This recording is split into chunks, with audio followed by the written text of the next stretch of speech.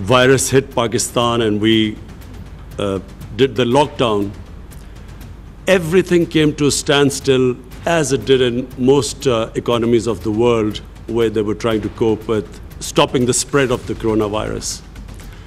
And when everything came to a standstill, the biggest issue for us was how to look after the most vulnerable section of our population, the people affected in the non-formal sector of our economy. We, in our country, out of a population of 220 million people, the vulnerable section of the society was almost 150 million people.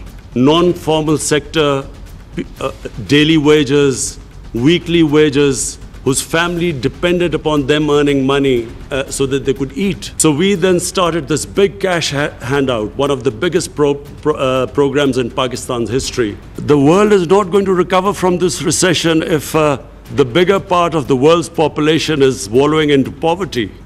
So therefore, I again, Mr. Secretary General, I congratulate you. I think this is again a great initiative. I want to, again, Prime Minister Trudeau, to you and the Jamaican Prime Minister, again, I want to say that this is, please pursue these initiatives.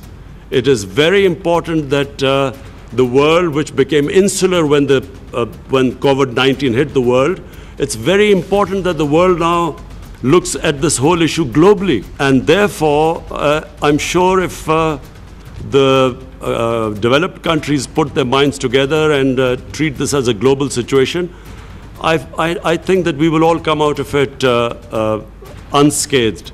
Right now, things look bleak, but I think if we deal it as a global issue, I think that the world will come out of it.